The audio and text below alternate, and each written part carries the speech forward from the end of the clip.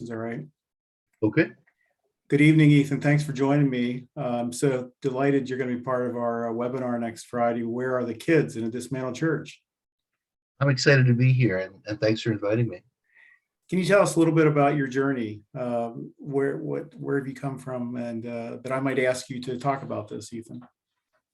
Sure. So I grew up a United Methodist. My parents are really still are very devout, really great people, and I grew up with them. We were really involved, and not just in the kind of local mainline church, but we were really involved in things like Bible studies and parachurch stuff, things like that. But uh, I always considered myself really good at church, but not necessarily somebody who believed in it. It was sort of one of my personal secrets that I was pretending the entire time. Um, I was still formed by it, but it just wasn't really something I actually believed in. Um, Ended up going to college at Elizabethtown and had um, a collection of, uh, on one hand, not very good experiences where so much of the sort of facades and shells that I had erected for most of my life, uh, holes began to form in them and things like that. But I also had these really profound experiences in classes with you and hanging out with other folks that I've met at college and other times, in particular, in one-on-one times with you, where I found myself rethinking everything, rethinking my relationship to the church, which at that point in college was sort of non-existent, and rethinking the beginnings of rethinking my faith.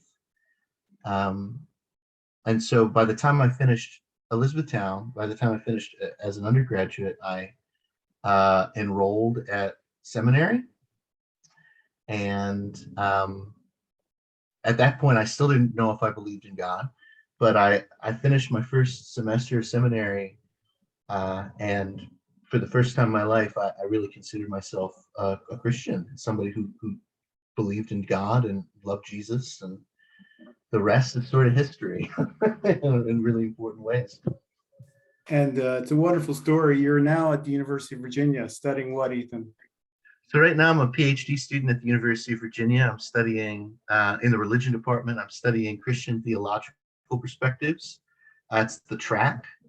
And I do my research interests are in what's called public theology, which is the intersection of God talk and politics, or God talk and economics and culture, stuff like that. Um, and in particular, I find myself interested in two things now that I've been involved in this for a while.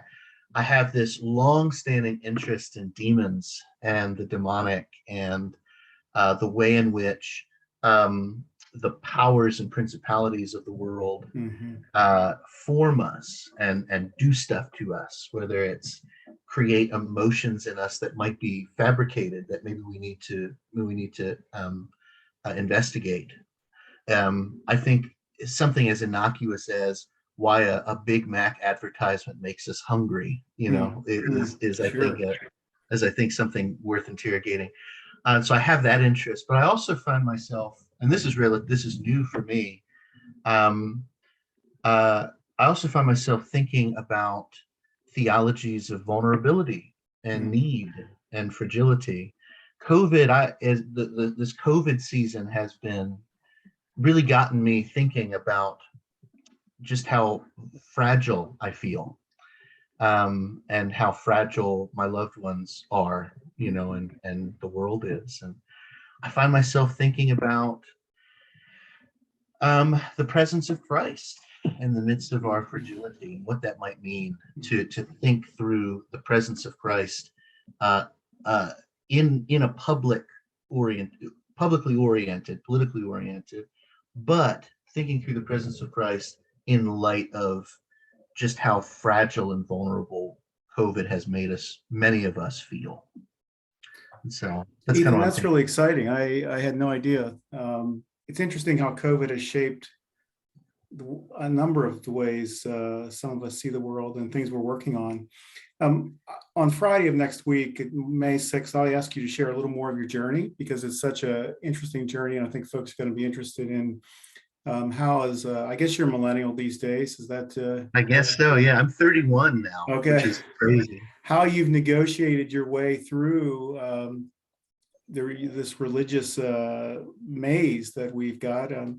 I also next week want to ask you a little bit about your reflections on spirituality versus religion. We'll Sure. talk about that. But I'd also like to just ask you right now, just for a few moments, when you think of youth in the church, what comes to your mind? What's your take on where youth are in relationship to the church, or the church in relationship to youth? Sure.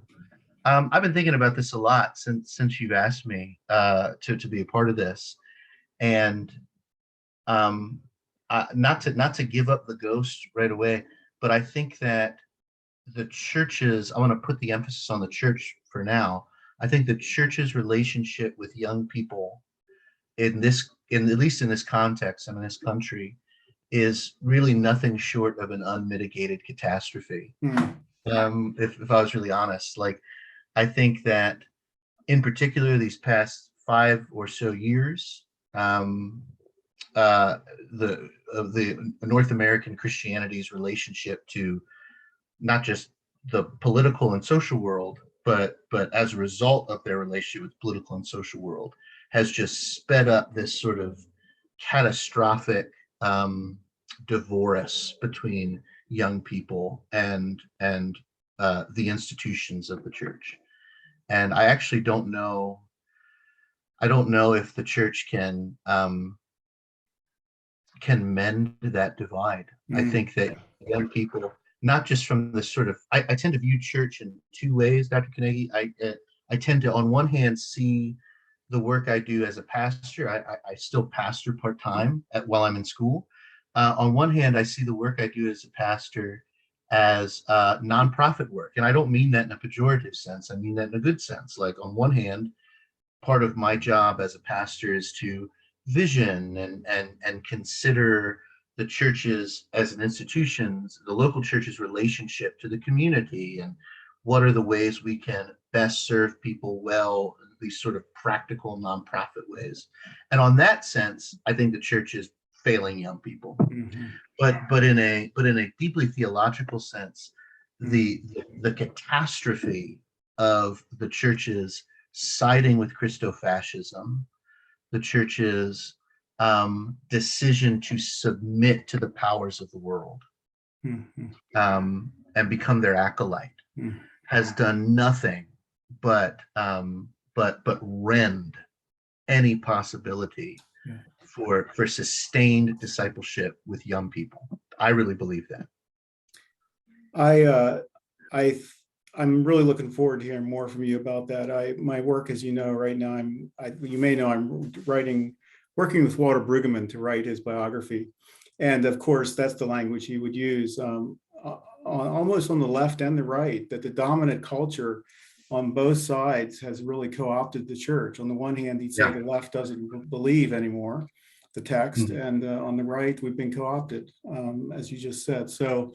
I look forward. I'm really excited, Ethan. You've already got me stoked for next week. I think that's where we'll draw the line because I don't want to give too much away. But you've given us a number of things that we'll talk further about and push out next week. And thank you so much for joining us tonight. I really appreciate it. Of course. Once again, thanks for inviting me. All right. Good night. Have a Blessings. good night.